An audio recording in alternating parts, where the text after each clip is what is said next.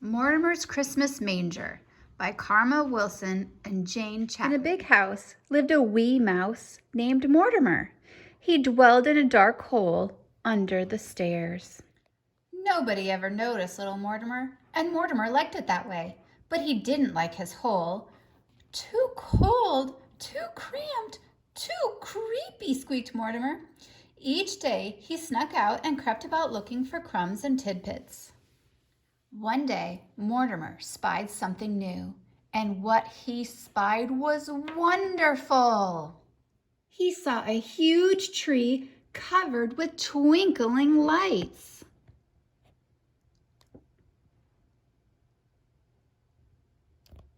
Nestled on top was a bright shining star, but even better than the tree itself, sat next to it on a table. Mortimer sighed with delight. A house, just my size. But the house was so high, and Mortimer was so low. I'll climb up the tree, said Mortimer. It made a perfect ladder for a mouse. Up, up, up, climbed Mortimer. Down, down, down, crashed the ornaments. Finally, he reached the table. Perfect, said Mortimer. Not cold, not cramped, not creepy, cozy. But who are you? Tap, tap, tap.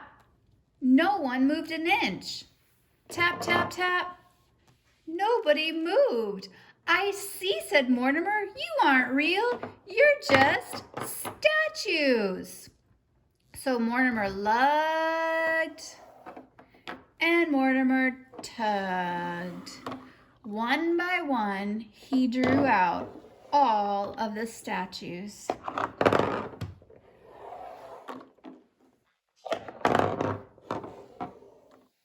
When Mortimer reached the smallest statue, he saw it was a baby in a wooden bed, just Mortimer's size.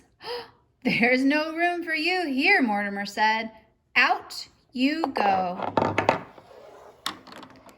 Then he crawled in and fell fast asleep in the soft, warm hay.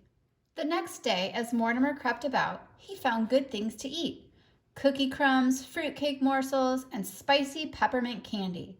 But when Mortimer scampered back up to his new home, the statues were set up again. No, no, no, squeaked Mortimer.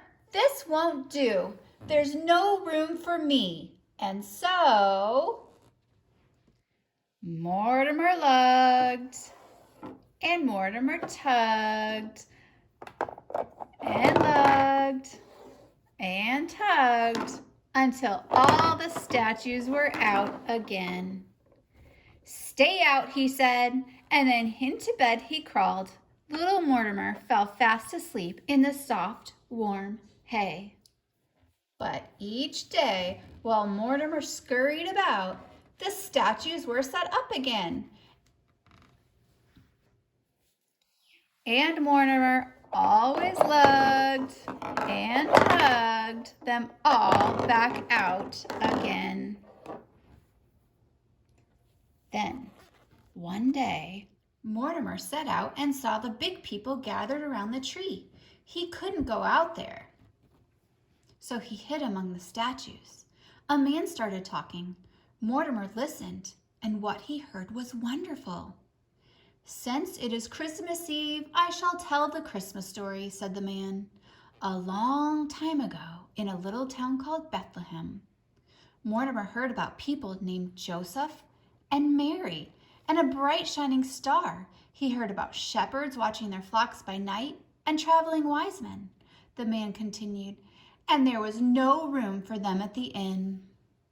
Then Mortimer heard about a baby who was born in a stable and who had no real bed but slept in a wooden manger.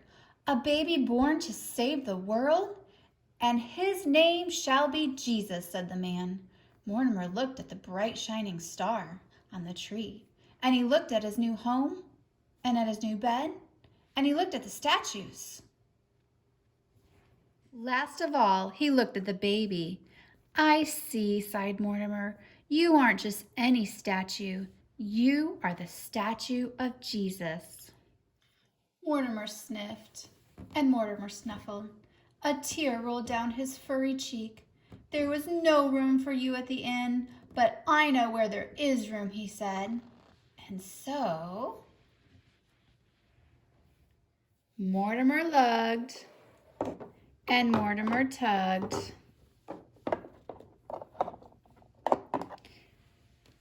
And soon he dragged all of the statues back where they belong.